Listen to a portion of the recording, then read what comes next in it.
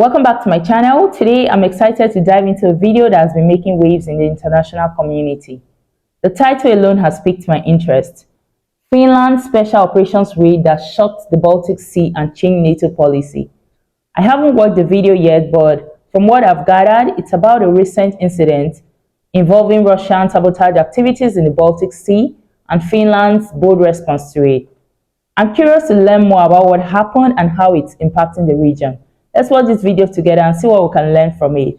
I'll be sharing my thoughts and reactions, so be sure to stick around and join in the conversation.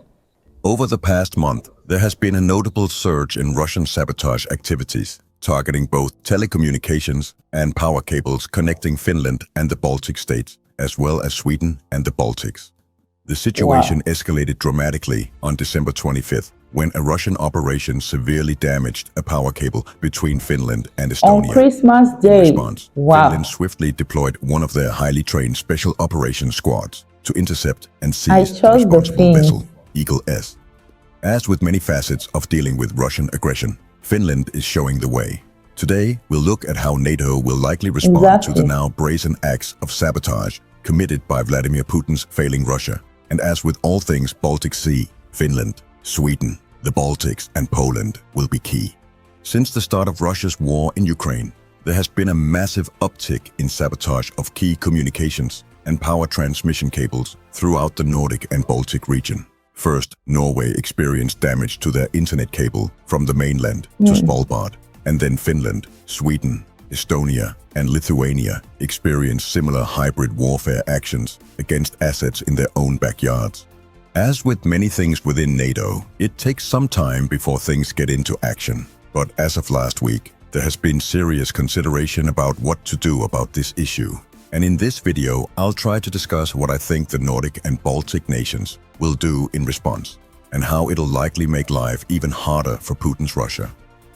First, let's look at the two nations who have been most affected by this issue, Finland and Estonia. The cable that was breached on Christmas Day was an important power cable which supplied Estonia, Lithuania and Latvia with important stable Finnish nuclear power. This was the drop for the Finnish authorities, who deployed one of their marine special ops teams to the Russian tanker who quite clearly sabotaged both this cable and other cables before. Finland has set the bar for what Russia can expect the next time they try to sabotage Finnish infrastructure, and the tanker, along with its spying equipment and crew, is currently being held in Finland, awaiting trial. As can be expected from a nation of only a little over 1 million inhabitants, Estonia doesn't have the same military and naval capabilities as their neighbor across the Gulf of Finland, but the few naval vessels they currently have could serve the same purpose as the patrol ship that intercepted the Russian tanker on Christmas Day. The Estonian Navy consists of 1 mine layer and 3 mine hunters of Danish and British origin respectively, as well as several smaller patrol boats. Sweden, having experienced similar sabotage to one of its fiber optic cables earlier in 2024, and still angered by the infamous Nord Stream pipeline sabotage, is now a more than likely member of a new task force. This task force will likely be designated to patrol the maritime areas between the Baltic states and the Nordic countries. At the forefront of Sweden's contributions are the Gotland-class submarines, Visby-class corvettes, and swift patrol craft.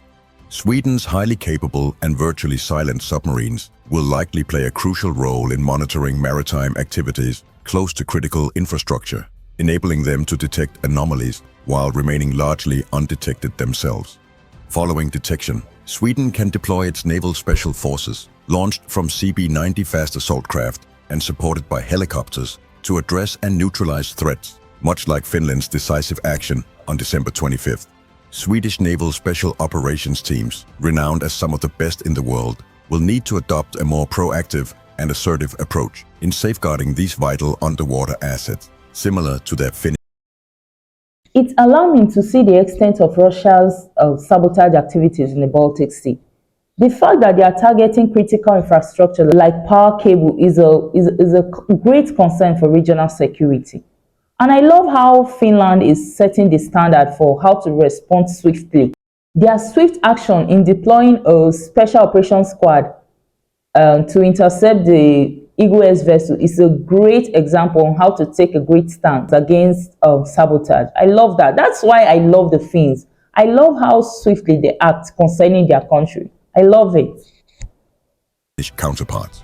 This enhanced aggression will be vital in deterring further acts of sabotage and maintaining security in the region. Sweden's CB-90 fleet is the perfect counter to Russia's shadow tanker fleet, as Sweden has a staggering 160 plus of these fast attack craft. They're able to patrol very effectively, and naval personnel from many neighboring nations, such as Norway, Germany, Finland, and the Netherlands, are trained on them. Poland, being the immediate neighbor to the Baltic states, will likely also be keen to make a mark here. In any discussion regarding Russia, it is always Poland who is pushing for a more proactive response. While the Polish Navy is not as advanced as Sweden's, it still has some of the most frightening special operators on the planet and plenty of helicopters and fast attack craft to board and seize any ship in the Russian shadow tanker fleet. I expect that Poland will send both ships and other assets to the area, and in particular in the areas around their very important sweep-hole cable. The Polish energy grid is very dependent on Swedish stable hydropower, and this cable is one of the real drivers of the booming Polish industry. Germany, coming into the new year with elections coming up, has a chance to show their northern and Baltic allies that they care about their mismanaged politics of the last 20 years with the dependence on Russian gas, and can bring to bear their quite substantial navy, especially their air-independent submarine force, can assist their more eastern neighbors to a great degree. The question is, will they? During the transition period between elections, I'm not so sure. Maybe Olaf Scholz will find his courage now that it doesn't matter anymore. A strong German response here would be a good thing for Germany, especially considering Sweden, Poland, Denmark, and Norway's massive part in supplying power to Germany's failed energy projects at the cost of the prices to their neighbors' own populations. Personally, it would take a lot of goodwill from the German politicians before I'm convinced. But if they were to suddenly find their courage, they, together with Sweden, possesses enough of a navy alone to completely shut down the Baltic for Russia's sabotage missions. They are also by far the country in Northern Europe who would suffer the most if more power cables were breached, as they import by far the most electricity in the region. So in my humble opinion, it would be natural if Germany stepped up to the plate to defend their supply. My own country, Denmark, needs to start guarding the entries to the Baltic in a much more alert manner. First of all, as Russia's tanker fleet is generally sailing under flags that aren't Russian, the Danish and Swedish Coast Guard can be a lot more proactive in controlling the state and insurance of the ships coming through the relatively tiny strait between Denmark and Sweden. There are many international maritime laws which Denmark and Sweden can use to stop these vessels. Firstly, as seen with the Russian oil tankers sinking in the Black Sea, Russia's ships are generally not maintained enough in order to be seaworthy. This is enough of a breach for Denmark to confiscate the boat, and if sanctioned breaching equipment or cargo like oil is found on board, this can also be confiscated. A Russian tanker sinking in the Baltic or Kattegat would be a biological catastrophe, which is more than enough legal grounds to start controlling Russia's shadow fleet. Moreover, Denmark, as well as Sweden and Norway, are some of the nations in the world with the most experience in dealing with pirates, as they had extensive presence outside Somalia for over 5 years during the Somalian anti-piracy mission. Their crews are well trained in boarding, seizing, and stopping illegal action. Norway's issues are an entirely different beast. Norway is the country in Europe with by far the most undersea pipelines and cables stemming from both their enormous oil and gas fields, but also their export of hydropower to the UK, Netherlands, Denmark, and Germany. Norway's ace in the hole is their Marjata listening ships. Though these are great, they can't cover Norway's entire coastline. Norway will need to ask the countries profiting from their energy exchange for help. The British Royal Navy has already heightened their activity in the areas of Norway's west coast, and the Dutch would likely assist too. The issue for Norway seems to be a bit similar to Germany's. Things take time in Norway, and concrete action seems to be very slow from the country's very unpopular Prime Minister and government. Kongsberg's long-distance submarine drones can likely solve some of these issues, but the North Sea is vast and much harder to control than the Baltic Sea. In response to the sabotage of its critical undersea cables, NATO as a unit is poised to adopt a robust and forceful stance, likely mirroring the operational dynamics seen in exercises like Baltops. This annual exercise in the Baltic Sea showcases NATO's capacity to deploy a formidable array of maritime and air assets, including submarines, destroyers, and fighter jets, in a show of force and unity among member states. NATO's approach to the cable sabotage will similarly emphasize a strong, visible military posture, underscoring the alliance's readiness to protect its infrastructure and deter further aggressive actions. Given Russia's historical respect for strength and force, NATO's strategy will likely focus on demonstrating its capability and willingness to use military power to secure its communications and energy networks. This would involve enhanced surveillance, increased patrolling of critical sea lanes, and perhaps the establishment of more stringent maritime exclusion zones around key infrastructure. By showcasing its military readiness and cohesion, NATO aims to communicate unequivocally that it will not tolerate infringements on its critical assets and is prepared to take decisive actions to prevent any future sabotage attempts.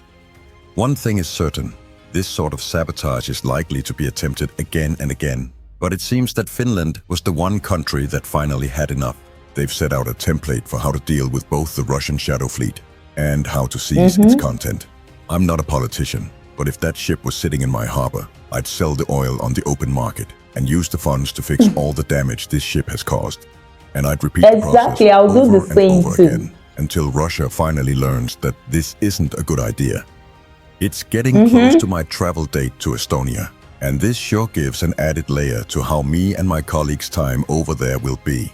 We'll, without a doubt, start training on boarding actions fairly soon after arrival. And personally, I can't wait. Happy New Year, folks. Wow, interesting video. It seems Russia wants to learn the hard way. Going to tamper with Finland. The fact that Russia is resorting to sabotage and hybrid warfare tactics shows that they are becoming increasingly desperate. The international community needs to stand strong against these actions and show their support to the Nordic and Baltic countries in their efforts to protect their national security. And I think NATO needs to take a more active role in protecting underwater communication cables and critical infrastructures in the Baltic Sea. I think the recent incidents are a wake-up call for the alliance to increase their presence and deterrence in the region. And I must say I'm really impressed by the Swedish Navy, particularly their Gotland-class submarines. Their ability to monitor maritime activities and detect anomalies will be crucial in preventing future sabotage attempts. And I think Estonia's limited military and naval capabilities makes it even more impressive that they are taking a strong stance against Russian aggression. Their cooperation with Finland and other Nordic countries will be very important in addressing this issue. Wow, this was really an interesting video. Russia, well, I hope they don't learn the hard way. I love how Finland sets the standard in defending their country. I love it. The way they go all out for their country is really amazing. I love how they reacted. I love how they responded fast, swiftly to this Russian aggression. It was really impressive. Thank you guys for watching. I hope you enjoyed the video and you learned one or two. I'll see you in my next video. Bye.